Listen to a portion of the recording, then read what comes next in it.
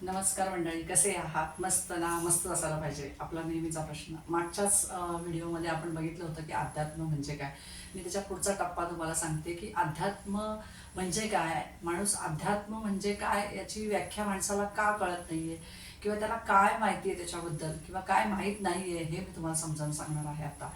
तर आपण बघतो की जीवनामध्ये रोजच्या धावपळीमध्ये लोकांकडे गाडी, बंगला, पैसा सगळं असतं, परंतु त्याच्याकडे हे म्हणजे त्याला एक आंतरिक सुख नसतं. बाह्य सुख खूप असतं, पण तो कुठेतरी एका शरीराच्या एका कोपऱ्यामध्ये त्याच्या तो एक रिकामेपणा जाणवत असतो. म्हणजे त्याला कुठेच समाधान वाटत नाही. कुठेतरी तो शोधत असतो एका गोष्टीला, त्याचा आत्मा काहीतरी शोधत असतो.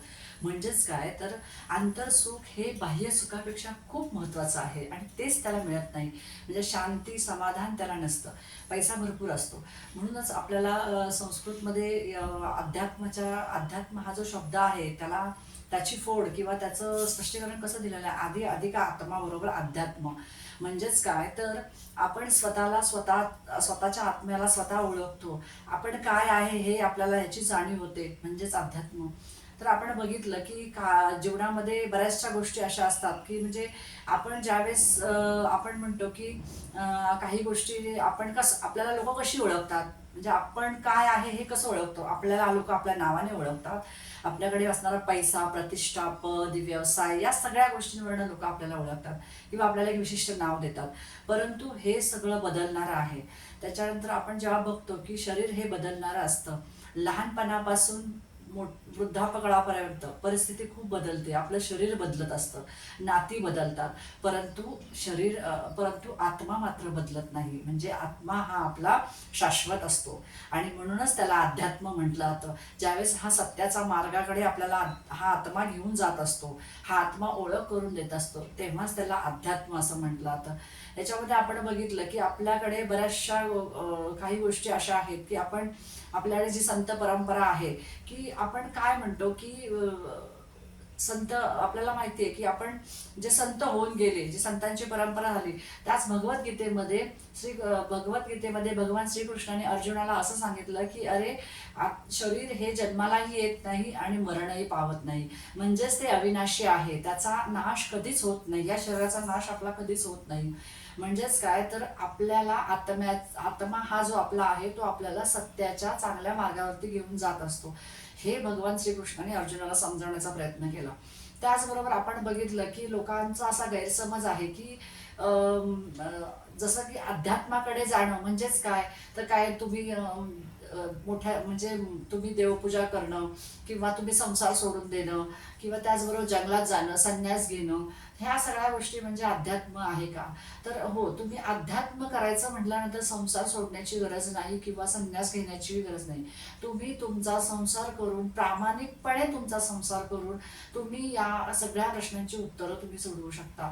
आणि अध्यात्म म्हणजे स्वतःची ओळख, परमेश्वराची ओळख, इतरांमध्ये परमेश्वराला कसं बघणं, मन शांत कसं होईल, मन शुद्ध कसं होईल, हे तुम्ही शिकू शकता.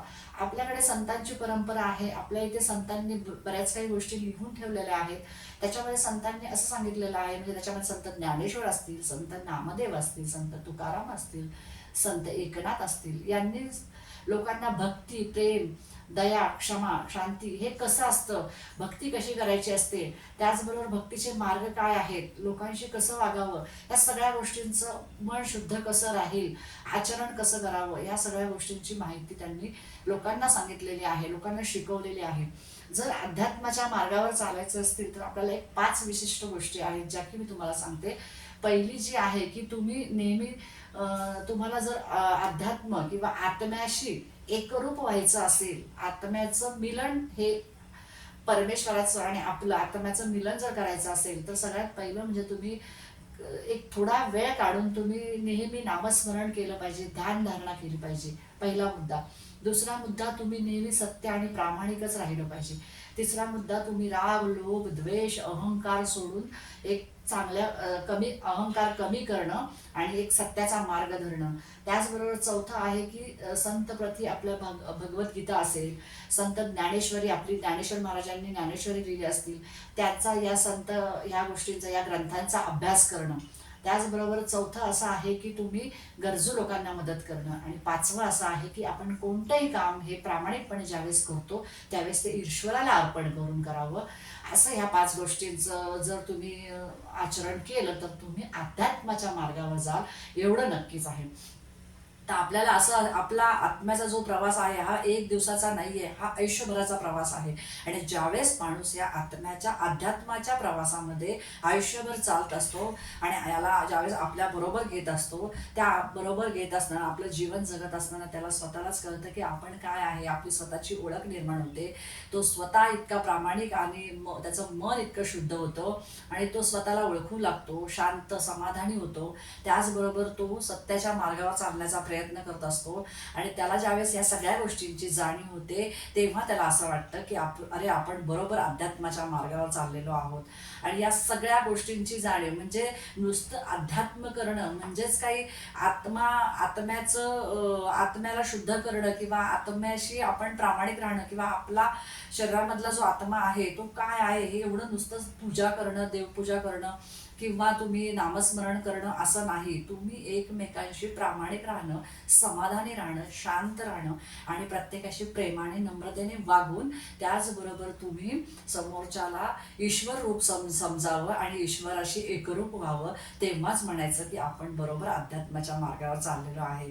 तर मंडळी, एवढं सगळं मी आता तुम्हाला ह्या अध्यात्म म्हणजे काय आणि अध्यात्माचा प्रवास कसा आहे आणि अध्यात्म कशा पद्धतीने आत्म्याची ओळख करून देतं, परमेश्वराची ओळख करून देतं, परमेश्वरावर एकरूप व्हायला शिकवतं, हे मी तुम्हाला या व्हिडिओमधून सांगण्याचा प्रयत्न केलेला आहे. तर तुम्हाला माझा आत्ताचा व्हिडिओ किंवा मी आत्ता सांगितलेले विचार, अध्यात्माबद्दलची थोडीशी माहिती कशी वाटली मला नक्की कमेंट करून सांगा. लाईक करा, शेअर करा आणि हो, आपलं चॅनल नवीन आहे तर चॅनलला सबस्क्राईब करायला मात्र विसरू नका. धन्यवाद. असेच नवीन नवीन व्हिडिओ जर तुम्हाला अध्यात्माबद्दलची माहिती ऐकायची असेल तर नक्कीच माझ्या व्हिडिओशी, माझ्या चॅनलशी जोडून राहा आणि माझ्या चॅनलला सबस्क्राईब करा. आणि हो, कमेंट नक्की करा. आपण कमेंटवरती सुद्धा आपण उत्तरं देऊया. धन्यवाद.